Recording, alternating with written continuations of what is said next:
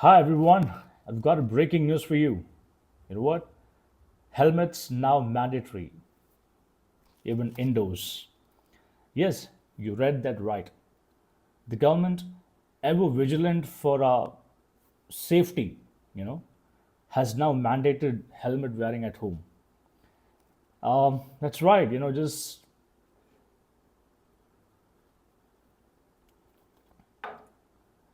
sipping, a cup of coffee and on your couch, or maybe reading a book or watching a movie, now requires government approved helmets.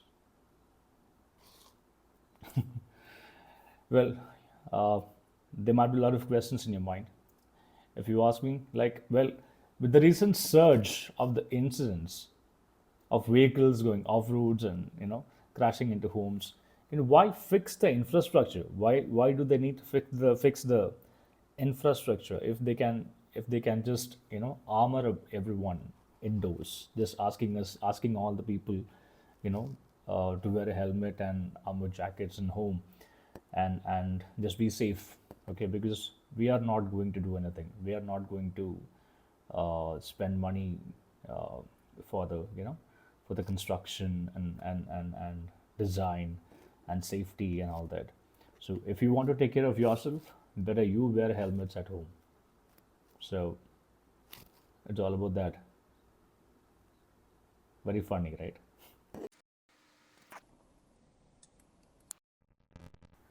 Right. So hi, welcome back to another episode of News and Views, where we try to educate, reveal the truth behind every news, and share our perspectives behind every subjects that we come across, which we believe that will definitely help you to understand and develop your thinking process. So let's get started. So before going into the details, let me tell you something about the road safety. I mean, road safety is not, it's not just a helmet issue, it is also a design issue. And now, let's not get this wrong. I'm not somebody who is against helmets. I do really understand the significance of wearing helmets, and I'm also a person who wears a helmet when I ride a bike. So, with that said, I mean, let me continue with this. Like, it's not about the helmets actually. See, here's the thing. Without proper road design and infrastructure, helmets alone are not going to save us. All right, we have to understand this.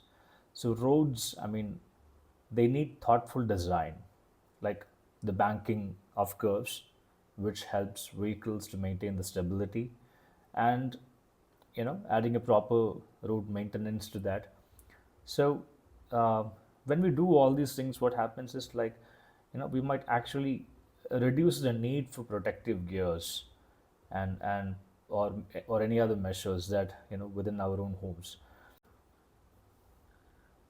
And here's the thing, we have to understand something else. I mean, the reality is that the off road accidents nowadays are becoming more common than on road accidents. Poorly designed roads, reckless driving, and neglected infrastructure mean that our roads are almost like obstacle course. Take the tragic example of three Kudumbashri workers who recently lost their lives after being hit by a pickup auto, and two young boys losing their lives to reckless driving. So these lives are lost. I mean, not just because of the driver, but also because of a failed system, one that prioritizes profit over people's safety. Yeah, that's the most important thing. Ironically, we're all paying a hefty 8 to 21 percentage of our vehicle's purchase price as road tax. Yet we don't even have the roads that meet the basic safety standards.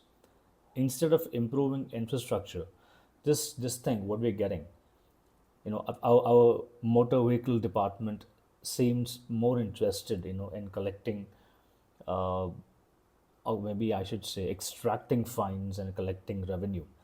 You know, so This is what's happening. And yeah, I mean, consider this.